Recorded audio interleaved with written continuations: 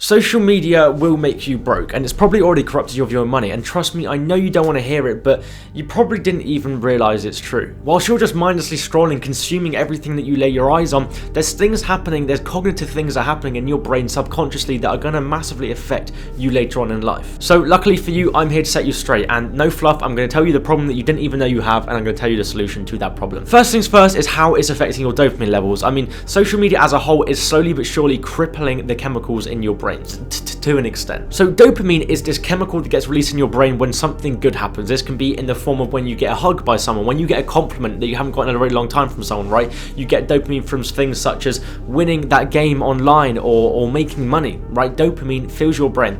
But you also get the same feeling whilst you're scrolling through social media. Every new TikTok video that you see, you get a small release of dopamine in your brain, which then encourages you to scroll on to the next one, scroll on to the next one, scroll on to the next one in search of that dopamine release. And then you get addicted to it, right? That's why you keep scrolling, because this chemical in your brain is telling you, good, I feel good about this, and then you keep going. But over time, that effect will start to get diluted. You almost start to build up a tolerance for this dopamine that you are getting so easily from TikTok scrolling. Because think about it, before TikTok, before social media, think back to the caveman times, I mean a bit more recent than that, but this feeling of dopamine we didn't get very easily. You get it from achieving something, you get it from achieving a goal, or smelling something really nice, right? Something along those lines, but it's not as easy as just picking up your phone, spending 5 seconds on an app and getting it released in your brain. And the way this is going to affect you in later life is because you're building up a tolerance to it, you will slowly come to find that things aren't making you as happy anymore. Things that should be making you happy or giving you that dopamine release aren't. I mean, even, going out every day-to-day life, something that you should see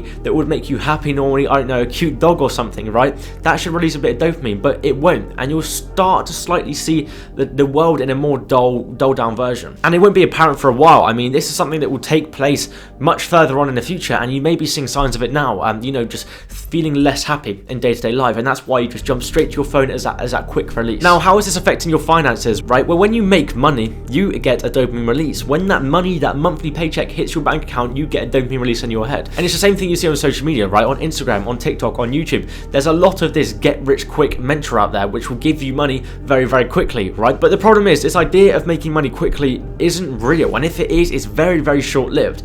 And again, the problem is, if you get addicted to making money this way very quickly and very unsustainably, then your methods of making money are fueled by dopamine hits. And because getting rich quick is a net with so many holes in it, it will not last. And because of this, you'll really damage your future relationship with money in building up something to make money. Money should be a long-term game, right? Building wealth should be a long-term play. It shouldn't be something that happens overnight. It shouldn't be something that happens because you invested money in a crypto coin that blew up and you made a 100x return on it the next day. This is a part of investing as well, so it should be well known. But you need to be disciplined in the fact of how to make money and how to take advantage of the anomalies such as these massive crypto gains or these stock wars, right? So to counter this, you just have to know how to build wealth, and you have to learn how to build wealth in a sustainable manner. And this isn't like a way of, yes, you have to wait 50 years before you make any money, not at all. But building wealth should be where you create something that is going to build you or give you a sustainable income, right? Not some sort of anomaly such like a crypto gain or anything like that. It's starting a business or coming up with an idea, a unique idea, getting that fantastic job that's paying you well. Building wealth should be like a compounding effect, right? The longer it goes on for, the bigger the bubble gets, essentially. And the way to combat this, this whole dopamine aspect of TikTok and social media is to limit yourself, have some self-control. And for the people that can't, then you're kind of at a lost cause. If you can't control yourself, then that's just going to keep on happening within your head. So you have to have some self-control in an aspect of when do you stop, right?